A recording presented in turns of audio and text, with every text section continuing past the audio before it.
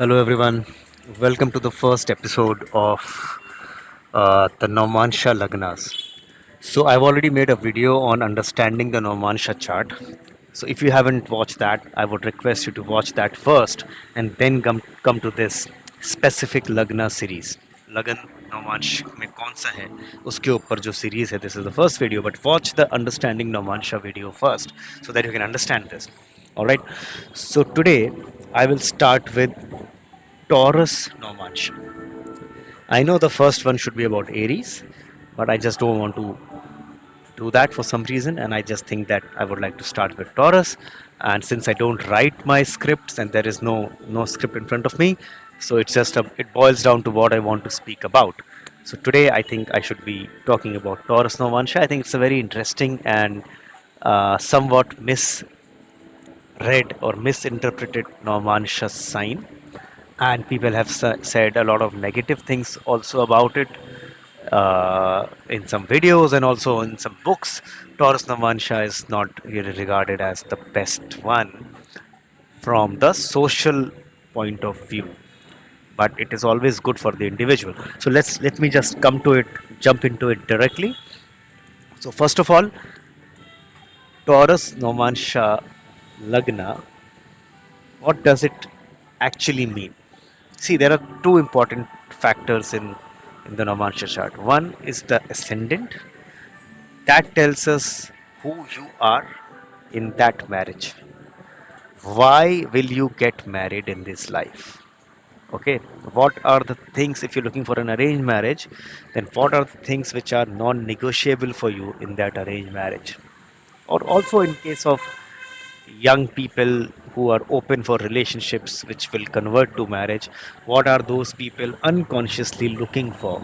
They may not know that, but when these things are checked off, they get attracted to an individual. If these things are not checked off, they will not be attracted, so they will not know that, but this is how the attraction pattern develops. Okay. uh, the seventh house of Namansha shows who your spouse is. Okay. First house shows who you are, what you want. Second house shows who your spouse is and what you get from the spouse. All right. Now, if you have planets placed in 1-7 axis, then these results can get diluted or they can also get enhanced if supportive planets are placed. If the anti planets are placed, then these results will get diluted. Okay. Now, first of all, Taurus Navmansha, you get a Taurus Navmansha only if you have an air, fire, or earth sign in your D1 Lagna. What I mean is that if you have a water sign in the D1 Lagna, which are Cancer, Scorpio, and Pisces, you will never get a Taurus Navmansha. Okay, so Taurus Navmansha only happens to people who have fire, air, and earth. Now let's not get into the calculative part of when you will get Taurus. If it's very simple, just open your horoscope from any astrology software and see if you get it. But the reason why I'm telling you that you will not get it from a water sign is because water sign is the emotion. They are the emotional signs, and these emotional signs can get married for various reasons which are emotional. But whenever you get a Taurus Navmansha, you are not getting married because of any emotion. Even if you are in love and you get married, but the formation or the base of that love will be some practical reason, because Taurus Navmansha is the most practical Navmansha.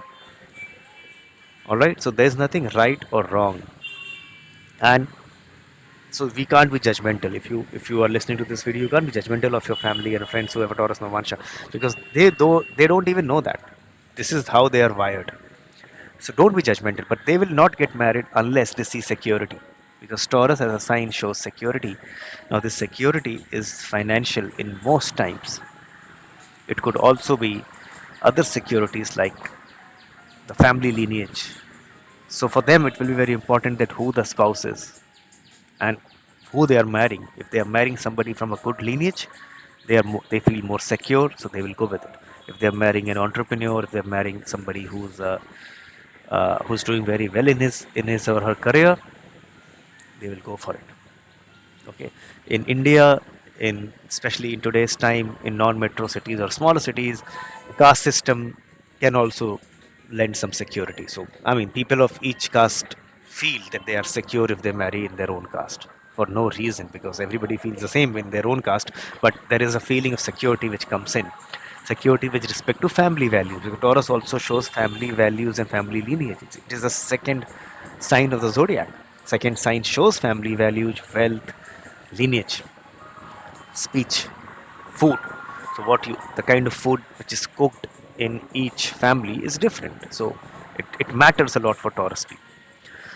Uh, so they will ultimately be happy to marry somebody who offers the basic security to them.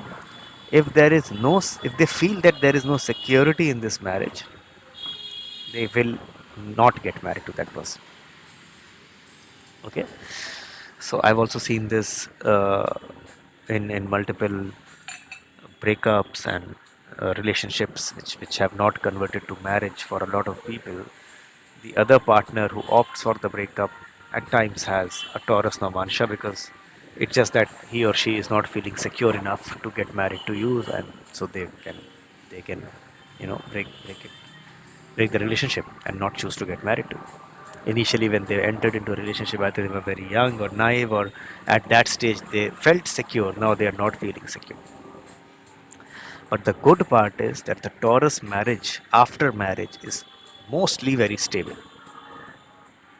It is an earth sign, fixed sign. It shows a stable connection, long lasting connection in more cases than not, especially in the conservative societies. In America and all, it can, I mean, you cannot say much, but in the conservative societies, it's a long lasting marriage with respect to that society.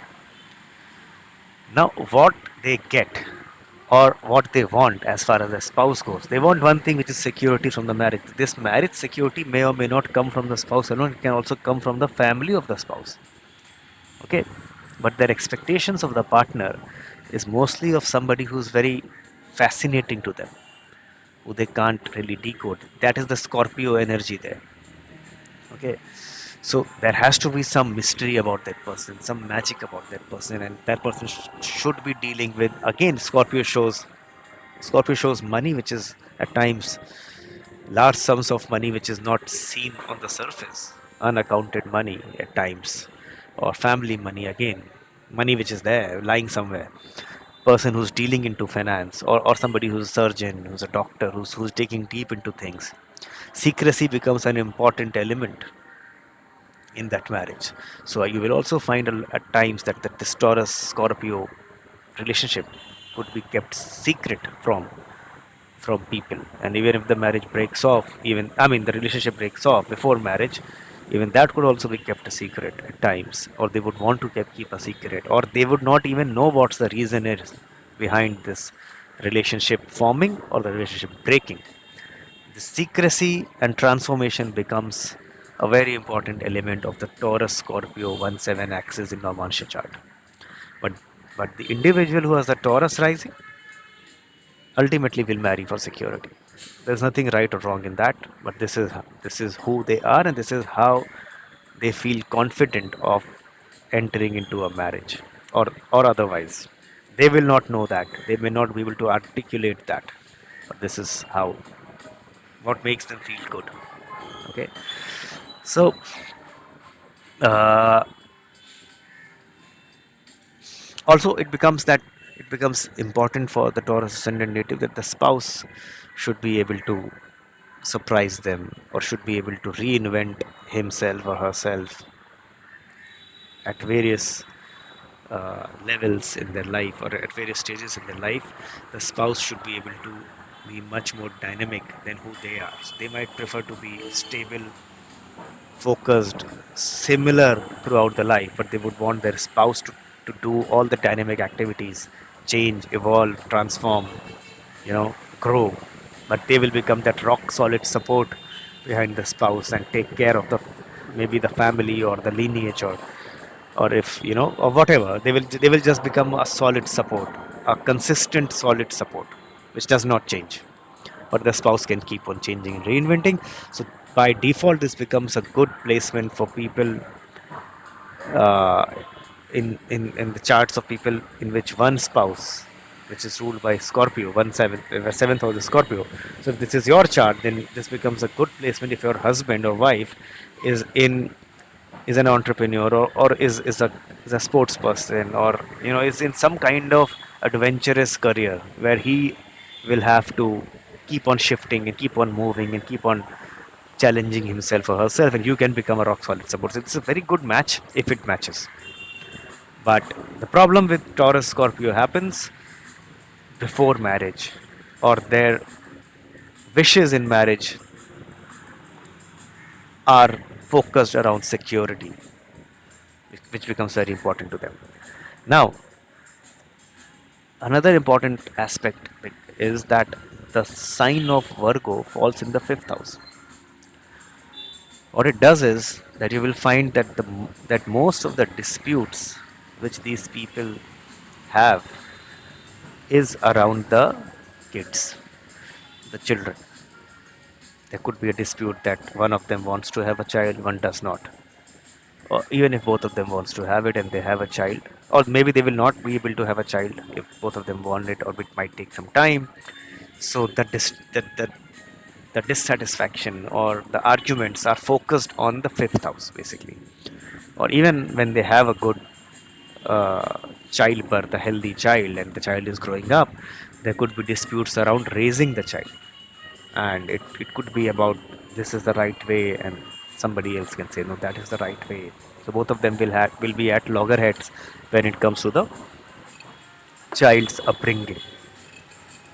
It becomes very important. You will find in your family, amongst your friends, you can find somebody with a Taurus ascendant in the Lagna chart, and you will find that they are fighting amongst themselves around the child. Okay.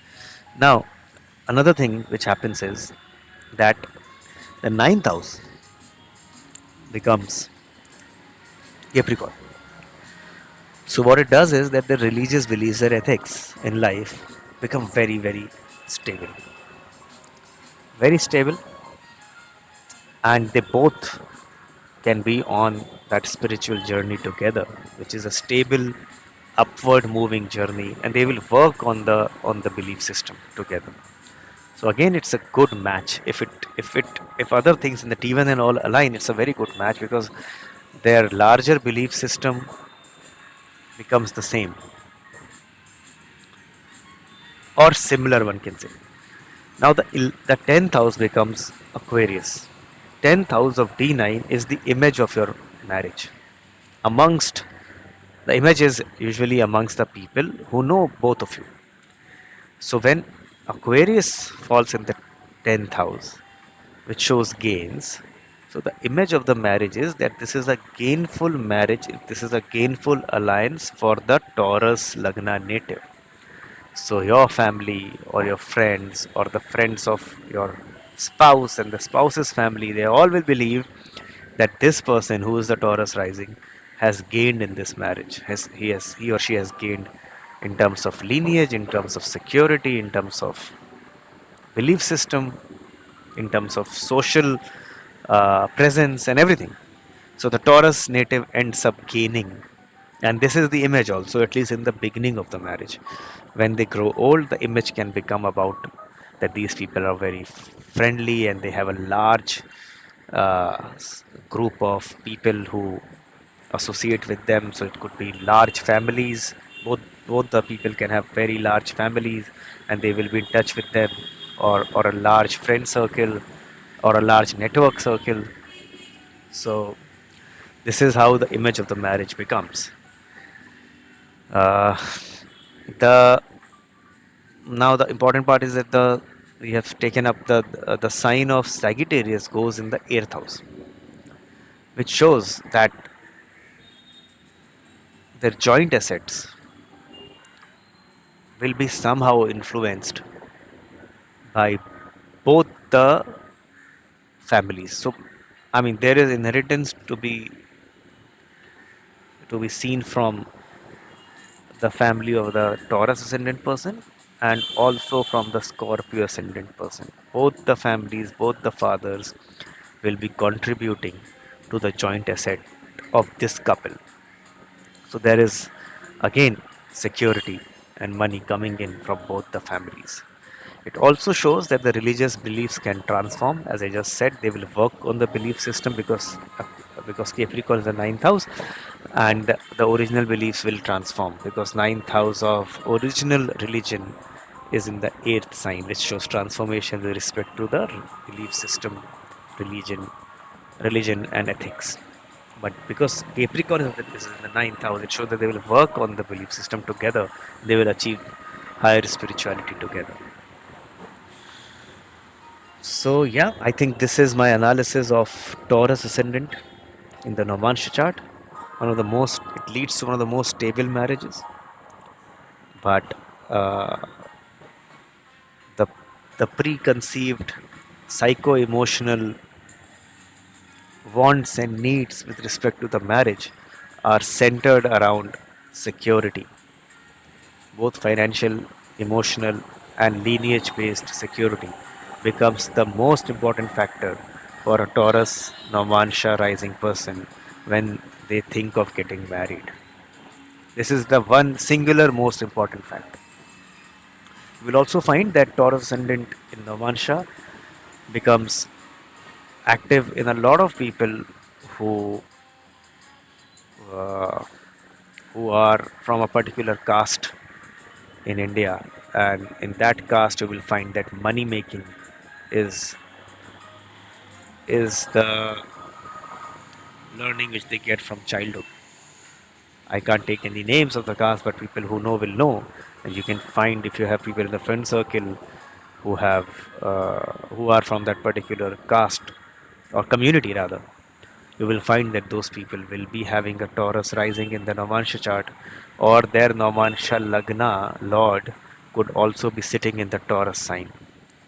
So Taurus takes prominence for them, and marriage becomes a factor or it becomes a factor of growing in life, achieving more in life where it comes to their affluence.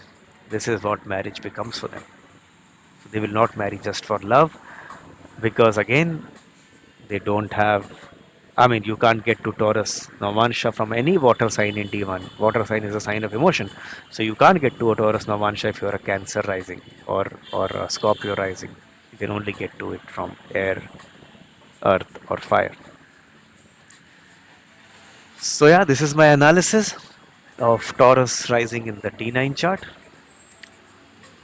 I'll make another video soon on some other ascendant. Till then, also watch the Understanding Navmansha series because that will give you an understanding of how to interpret your own Navmansha. Till then, see you soon. Bye bye.